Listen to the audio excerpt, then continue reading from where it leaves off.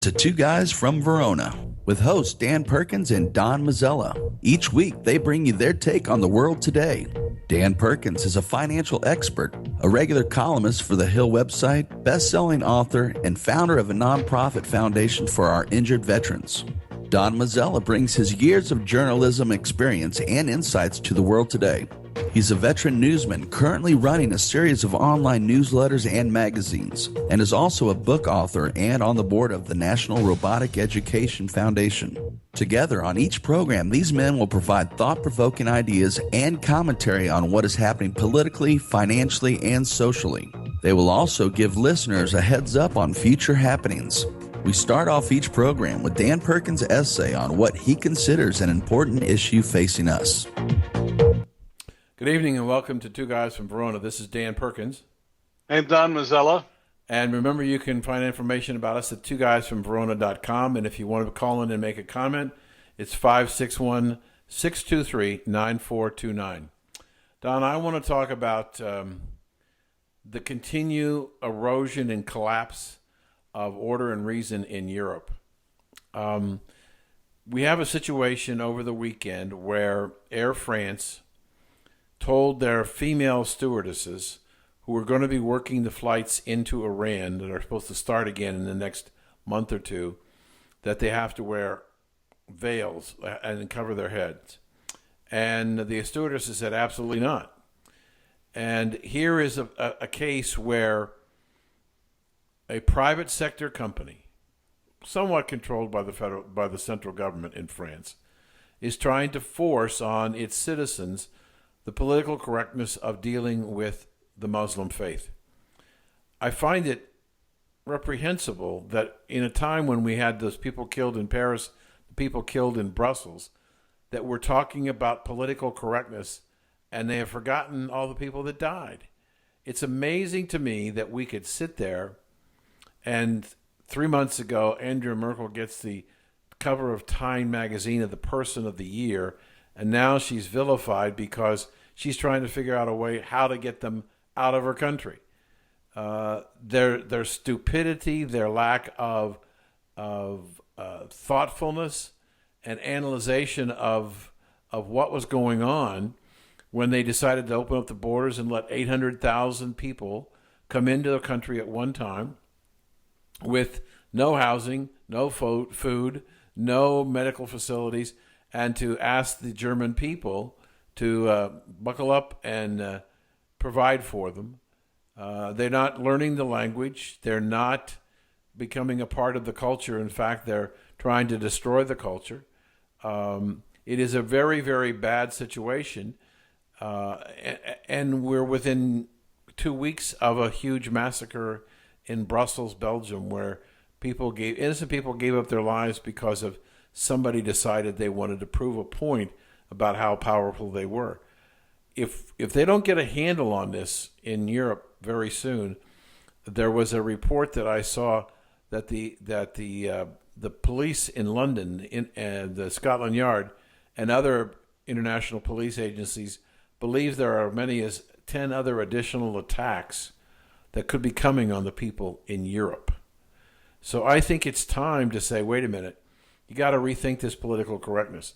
I know we get this kind of pushback in the States, but in Europe, they've got serious problems. We've got serious problems. We just haven't seen them all yet. We have to stop this political correctness because it's killing people. Don?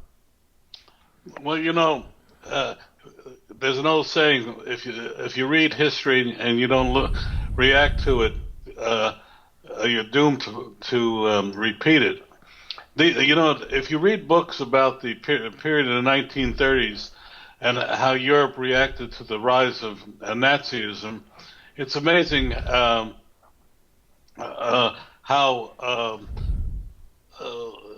congruent to our current events. Admittedly, it's a different culture, but Nazism was to many people an alien idea, but a native idea. And then at the end of World War II, don't forget, West Germany, the part of Germany that was not held by the Soviets, took in 2.5 million refugees in the period 1945 to 46 and resettled them and built the economic dynamo that Germany is today. But their industrialists are finally realizing that while the German people that they took in then were industrious and spoke the same language, the people they brought in today don't speak the language, and worse, don't want to learn the language. You're right about that. Political correctness is destroying the will to fight. But don't forget, we had the pacifism of the 20s and 30s, which almost destroyed the English Empire. It destroyed the empire, but almost England as well. So Europe has not learned its lessons, and perhaps it's time that somebody reminded them of what happened when they let a germ, in this case Nazism, permeate their societies. There was fascism in Italy, there's Nazism in Austria, there were parts of Poland, Czechoslovakia, etc. We really should be reading history again to fully understand this problem, and we get away from political correctness. But I'm afraid, Dan, we're doomed to failure. Yeah, you know, it's interesting, Don. You make an interesting point about how we don't pay attention to our history. And somebody once said, you know, if you don't pay attention to your history, as you're saying, you're destined to repeat it. And then somebody said that the definition of insanity is doing the same thing over again and expecting a different outcome. It just seems to me that what's going on in Europe and what's trying to take place in the United States is the idea that we cannot continue in a society where the government tries to provide everything on behalf of the people and have the people no accountability for what's going on. I think that when you bring people in, as you pointed out, these immigrants are different than the immigrants that came out of the Second World War. Excuse me. These immigrants, as you said, are not only they're not interested in learning the language or the laws of their culture, they want to change the language, the laws, and the culture to a Muslim state. And they're very aggressive about trying to do that. I found it was amazing that people that were in the camps were trying to force the women of the towns where the camps are to change the way they dress because it was offensive to them. The idea that you can control another human being even though you're not part of the culture or the language or not even a citizen shows how aggressive these people are. Sorry about the frog in my throat, but we have to realize that we are not so secure in the United States. People talk about how the president has kept us safe. There hasn't been any attacks in the United States of magnitude, but clearly we've had situations, whether it was Fort Hood or what happened in California and other places, where terrorists are in fact attacking the United States. And we have an administration who wants to open the border even more, is not interested in deporting illegal people. They're just almost as if their frame of mind is to destroy the country. I heard a comment today that some of the people that are in the MoveOn.org and other organizations that are protesting Mr. Trump, those organizations believe that America has been racist from its very beginning. And now there's a new directive coming out of the Department of Labor. If you own an apartment complex and you have a convicted felon who wants to come in, you cannot deny him or her the right to rent your property because it will now be a racist decision. And with that, we're going to take a commercial break, and we'll be right back. You're listening to Two Guys from Verona with Dan Perkins. Welcome back. You're listening to Two Guys from Verona. Once again, here's your hosts, Dan Perkins and Don Mazzella. Okay, you're up. You're up, Don. If they want to call, 561-623. 9429. Go, bud. Yeah. Well, I'd like to turn our attention southward for a little bit. As you know, I was on vacation last week in St. Martin, and you get a different perspective of what's going on in the world when you look at the foreign press and what they talk about. But the interesting thing was there was a report that the oil, and I know you will know a lot about this, Dan, that the oil ports of Venezuela, the waiting time or turnaround time for tankers has now stretched to 12 days from a normal 2.5 days because of two factors. Venezuelan oil is very heavy and needs to be lightened with, I think, naphtha, and the equipment that is used to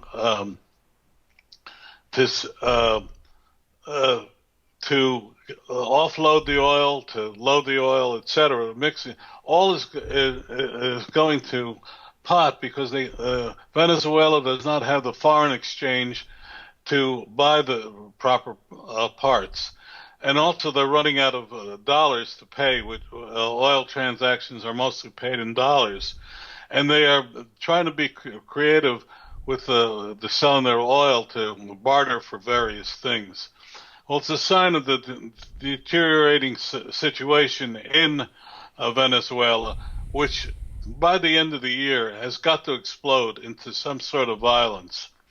But more importantly, or equally as important, we have the problem in Brazil, where the scandal involving Petrobras, the oil conglomerate, and the bribery, the hundreds of millions of dollars in bribes, finally coming home to roost. Well, these two events, and plus the other unseating of leftist leaders in other parts, leads that we've neglected South America, and it's going to explode.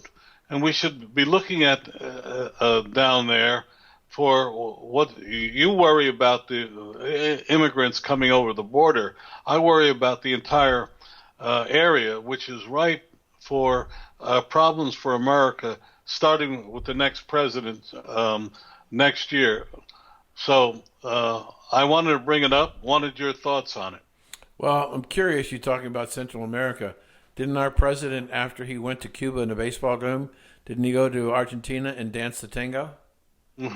Well, that should be enough to hold it off till he leaves office. Okay, so that's his foreign policy. Go to baseball games and tango with the ladies. Well, it's unfortunate that that's the case because Latin America and South America represent the new wave. The Pope is from South America, and a majority of the new Catholics in this world are coming from Africa and South America. Right. But unfortunately for the Catholic Church and for America, there's a wave of young people who are not taking to religion the way their parents did. Right. We've got a lot of problems facing us that we're ignoring in the national media, and I want to bring it up because this is what programs should be talking about, what's going to happen. And clearly in the next few months, we are going to see some major explosions. Venezuela is reaching the end point. The socialist government or communist government, I think more likely, has spent all it can to legitimize itself, and it hasn't worked. The interesting thing, Rhodesia and Kenya, as you know, in Africa, where when their colonial rule ended, all the white farmers were evicted from their land, and it's taken them years. Whereas Kenya and other countries were self-sufficient in their crops, they are now importing food, and now finally it's dawned on them that maybe if they pay some of the white farmers they can get them back on the land in order to restart agriculture. And that's going to, same thing is going to happen in Argentina, in other parts of South America, where for the last 30 odd years, governments have been taking land and redistributing it and leading to massive unrest. And the fact is that agricultural production has declined in South America when it should have increased. Yeah. So again, we're looking at problems, and I almost feel sometimes that we go on this program and all we talk about is problems. There used to be a radio commentator named Gabriel Heater who used to say, "There's news tonight," and when there was good news, he'd say, "There's good news tonight." But we haven't been able to say good news in a long time, Dan. No, and probably close to 7.5 years. Let me go back to your Venezuela scenario. In another life, in another career, I used to supply the hoses that are used to load and unload tankers. They're called OS&D, or oil suction and discharge hoses. And I did that in the oil business in the United States. The problem that Venezuela is having, Don, is that they're a member of OPEC. And what's happening is that the OPEC nations, who've had a cartel and control of the price of crude oil for most of 40 years, are finding that they not only have they lost control of the oil markets, they find themselves in a situation where their economies are suffering because the amount of money they need. I saw it today that Saudi Arabia now, in order to make up the shortfall in their budget, in other words, for them to balance their budget, they need $105 a barrel for crude oil. It's trading at 37. So the hope was last year that when they were $150 billion short, that prices would rise, and they have gone up some, but not anywhere near their lift costs. So Saudi Arabia is getting less and less revenue, but so are all the OPEC partners. The smaller partners and the weak partners like Venezuela have no leverage against Saudi Arabia, or for that matter, Iran, because they have, as you pointed out, no money. They don't have money to pay. Their unstable government is not allowing people to come in. People don't want to come in and work because they're afraid that they'll never get paid, or they'll be nationalized, or they'll be arrested into forced labor. So it's a very, very unstable situation, and it really is a function of the price of crude oil. Now, we thought in March that they were going to meet in April and talk about some kind of a stabilized price, but that seems to have waned. It seems every time that the OPEC nations want to make a decision, they kind of back away from it.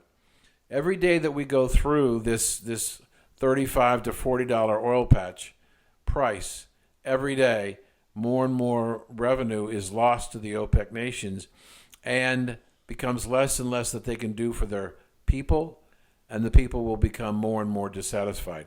When you're used to getting an income based on the price of a barrel of oil in Saudi Arabia, if you're a true Saudi citizen and you don't have to work, now all of a sudden you found that your income is coming down. The government's announced last month that they're going to start to cut significant amount of services to the people in the country, and they're looking for ways to try and diversify their economy away from oil. Well, they're only about 3 years or less away from being bankrupt. Saudi Arabia is probably 18 months, or Russia's probably 18 months from bankruptcy, and your Venezuela is on the verge of bankruptcy right now. There are rolling blackouts in that part of the world, to where we find in Venezuela, in the capital cities, they're now talking about cutting off all electrical power for up to 30 days to the city. Can you imagine what would happen in the capital city if they had no electrical power for 30 days? The chaos and the unbelievable challenges that are going to take place for those people. It's going to be a very, very difficult, it's going to be a very hot summer, and I think that it's going to be a situation that's going to be driven by oil. And if oil does not recover close to $50 to $60 a barrel by summertime, we're going to see another big jump down in the price of gasoline because the American refineries are awash with gasoline, and they're going to have to bring the price down in order. So we may see lower prices, even though the price of crude oil has gotten higher. And we're coming up on that 23-minute break. So we'll be back in a few moments. Stay listening. Welcome back. You're listening to Two Guys from Verona. Once again, here's your hosts, Dan Perkins and Don Mazzella. Well, Don, we've got the Wisconsin primary going on right now as we talk, and we haven't talked about the campaigns per se for a few weeks. So let's spend a few minutes and talk about what your thoughts are on the leaders on both Democrat and Republican side, and then we'll have an opportunity for me to give my 2 cents worth. Your 2 cents this week is going to be really interesting. But as I say, as I've been saying, this presidential race is not over. I believe we have 2 or 3 zigs and zags to come.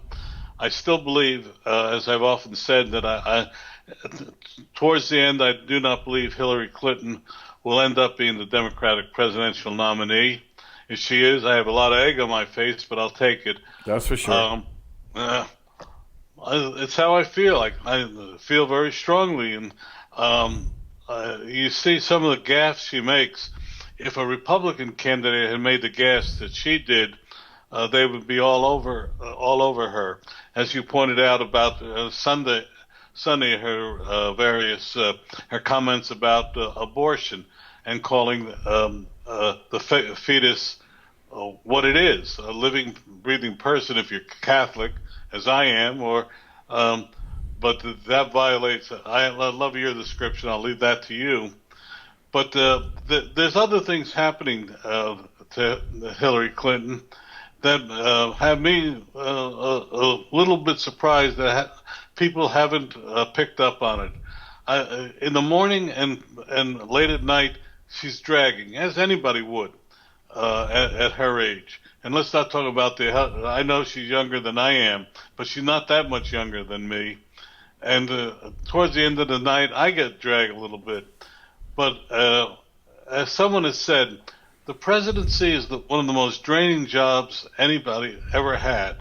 And as you point out, President Obama looks much different today than when he went into office 7.5 years ago. And if you look at the pictures of most of our presidents, with the exception, I went back and looked. The only president that really looked better when he left the White House than before was Teddy Roosevelt. He went off on a safari afterwards. Very interesting. But the other president, even Harry Truman, who I think was one of our greatly unappreciated presidents, looked harried at the end of it. And here we have a woman who's been after this job now 12 years. If you think about it, 12, maybe even 16 years. And she's finally closing in, yet her speeches are uninspiring. And when you put him up against Bernie Sanders, you got a man who's older than me, older than her, and yet he seems to be each day more vital and happier than his opponent. Then we have Donald Trump on the other side, who's Donald Trump, and we'll leave it at that. You have Cruz, who someone said to me just a few minutes ago in an email, is the angry young man of the Senate who doesn't know what he's really angry at. And I thought that was a very interesting point that was made. And then, as you well know, I prefer of all of them Governor Kasich and I think he's probably the one that seems to be enjoying this race more than any other person. The other thing that I want to bring, and I'm talking a long time, but I'll stop here, is that none of these candidates outside of Bernie really looks happy.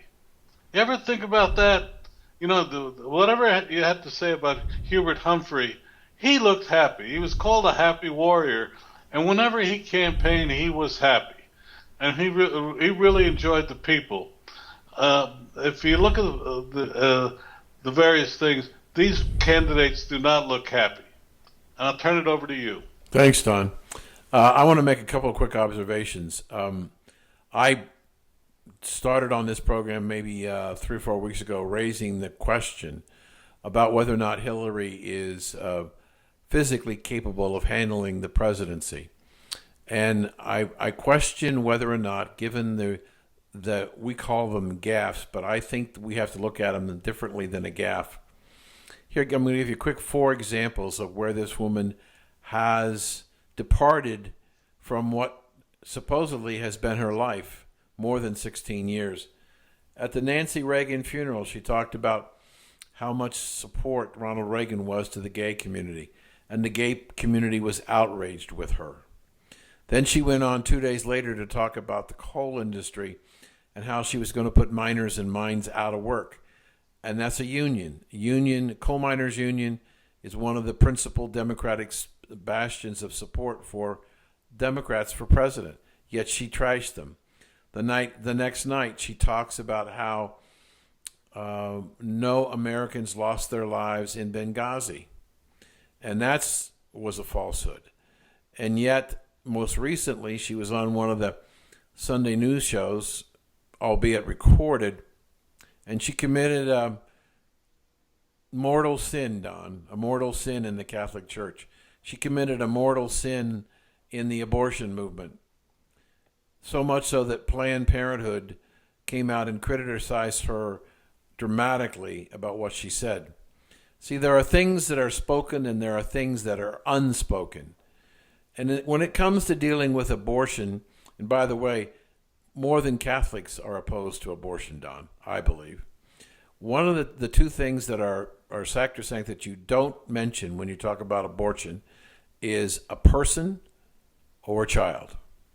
Yet, on Sunday, she's talking about abortion of a child or what are the legal rights of an unborn person.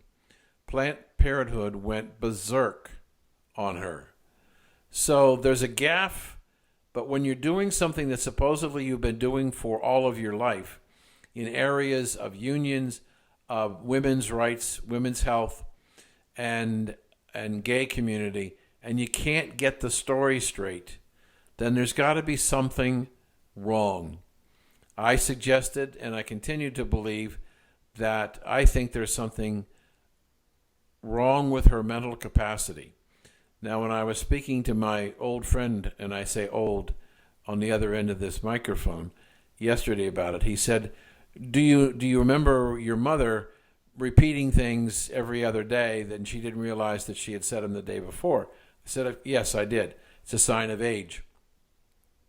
I'm concerned that if she can't remember what her promises were to Planned Parenthood, how is she going to remember what promises she's making to the leaders of the world? Is she mentally fit and mentally capable to be president of the United States? I am raising very serious questions about it. Now to the game that she's playing. Bernie Sanders, if he looked back on his campaign, if he was sitting in a hotel room tonight, even if he wins Wisconsin, in his heart of hearts, he's going to look back and he's going to say, boy, did I screw up. I give Hillary a free pass for the first 3 to 4 months of the campaign. I never challenged her. I said she was tired of hearing about her damn emails. He's going to look back and say that was a mistake. She's locked up a lot of the superdelegates. If you take the superdelegates out, the races are pretty close. How did she get the superdelegates? Nobody asked that question.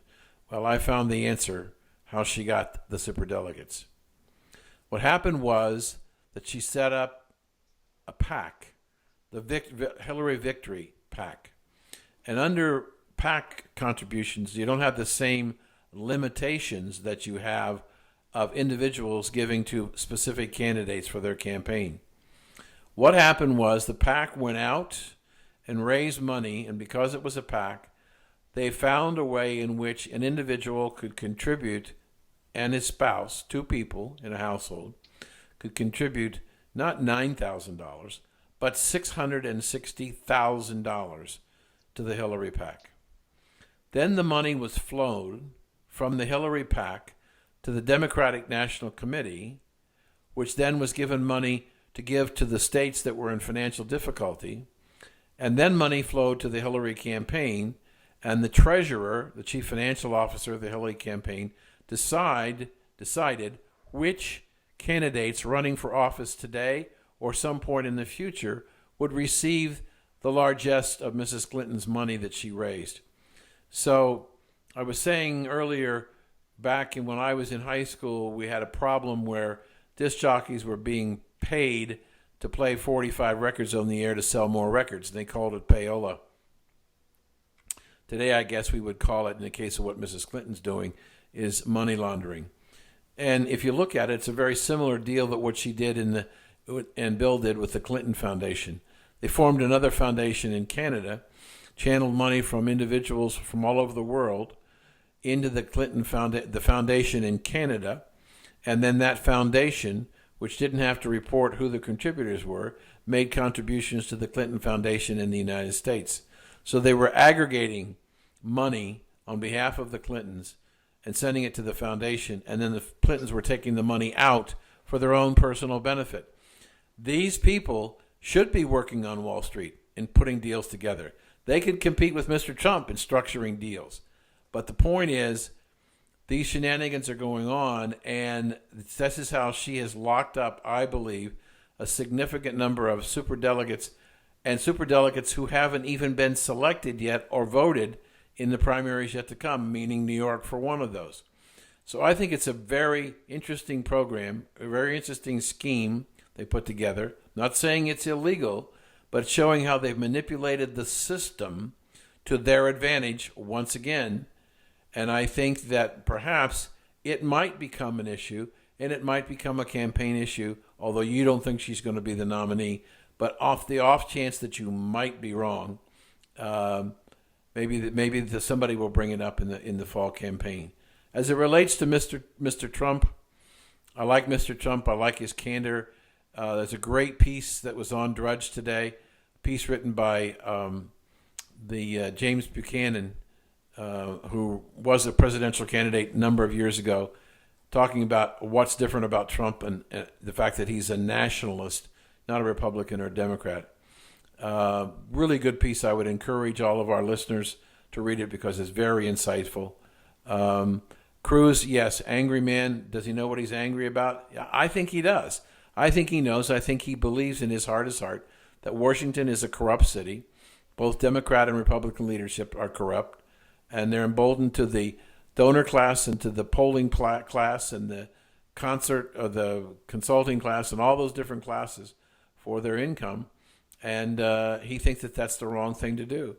I just think that and Kasich, I'm sorry, the guy's 1 for 31. I mean, how the Republican Party could select John Kasich to run when he won one primary.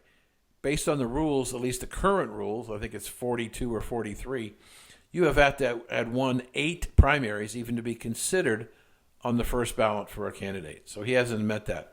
We got about 40 seconds. You can go ahead.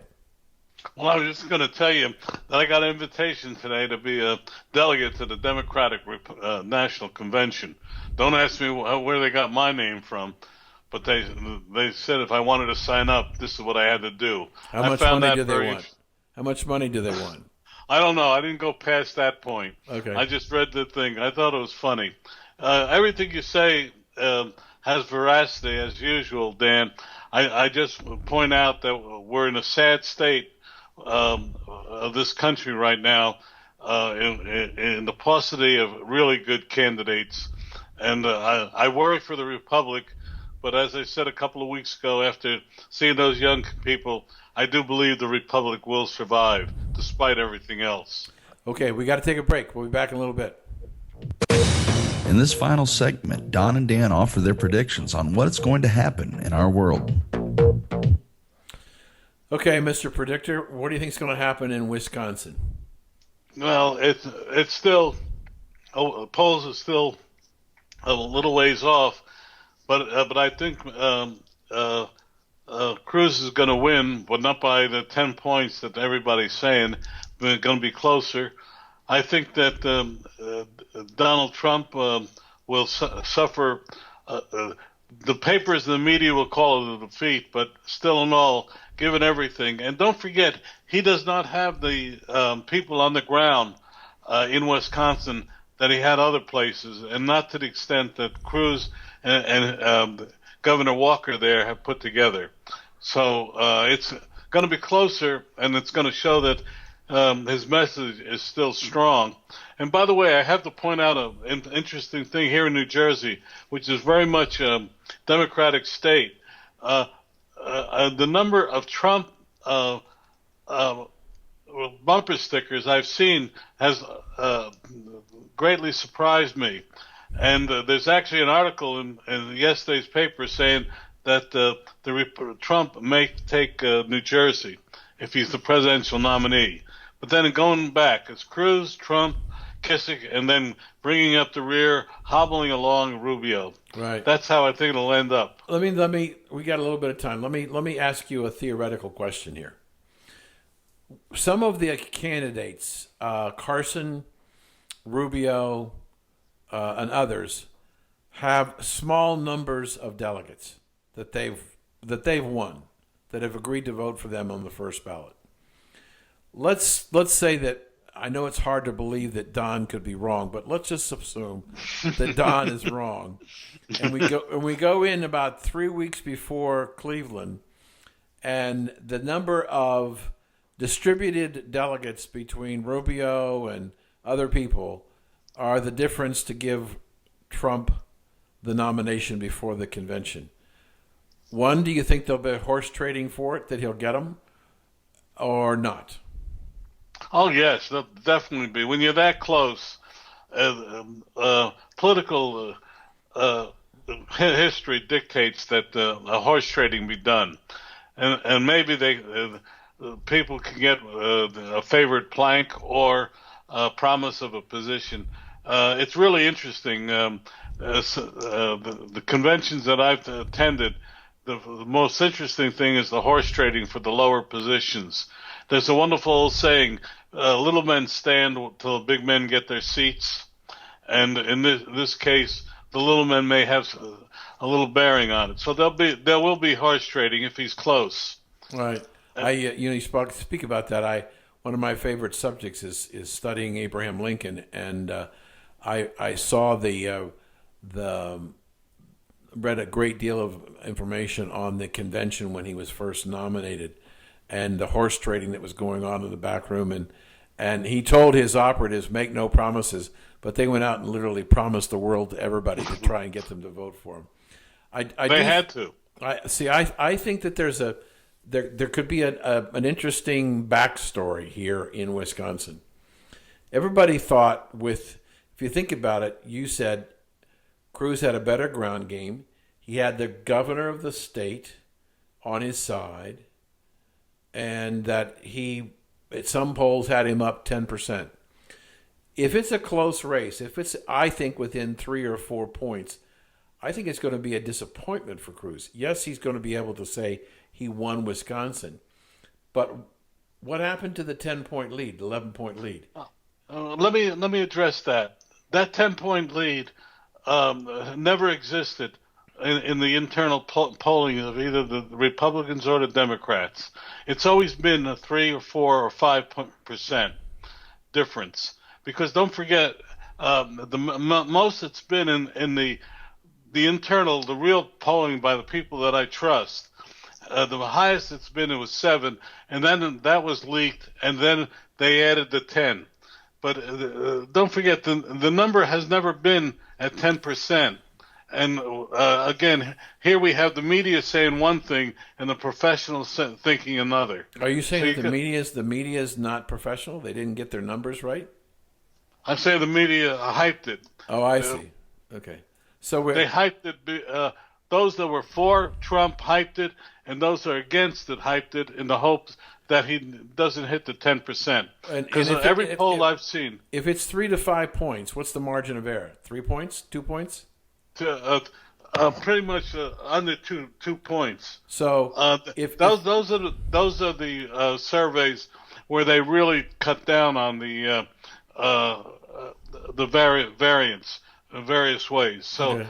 So that was a true number. Yeah. So that if it's 3 points, 4 points, it's within the margin of error, but it doesn't look, even though the media are not professionals, the media has been hyping how devastating a significant loss would be for Trump in Wisconsin. If it's a marginal victory for Cruz, yes, I agree with you, it's a victory, but they're not going to be able to pump out their chest and say that the tide is turned against Trump. I don't believe that's going to be true. Don't forget, there's 2 games going on. There's the media game that's being played out, and then there's the internal political game. And what I'm talking about is the political game. Mm-hmm. If Cruz wins by 4 or 5, then the political game is still in, because that's what they expected him to win. Mm-hmm. Okay, the media has put up another expectation number. So let you and I deal with it as what's the real number, what is perceived by my sources as the real number, and say if he hits 5, the game is still on. If it barely edges under 2, then we'll talk differently. But you got to understand this: the numbers out there in the public are not the numbers that the politicians are looking at. And if you put it over on the Clinton Saunders side, the numbers are much closer. Saunders is really demonstrating, and if as you demonstrated earlier with the with how she's holding the super delegates, she's not doing a good job out there with the people. And the numbers that say that she's devastating any Republican candidate is not what the internal polls are showing by the Republican or the Democratic side. That's why we've been talking about 2 different things: the public world and the private world, and that's what I've been basing most of what I've been saying on the private world. So, believe it or not, we're out of time. So, Don, thank you. And we'll see you next week. And ladies and gentlemen, thank you for listening. And remember, if it's important to you, it's important to us. And thanks for listening. For 2 Guys from Verona, this is Dan Perkins. And Don Mazzella, thank you. You've been listening to 2 Guys from Verona with Dan Perkins and Don Mazzella.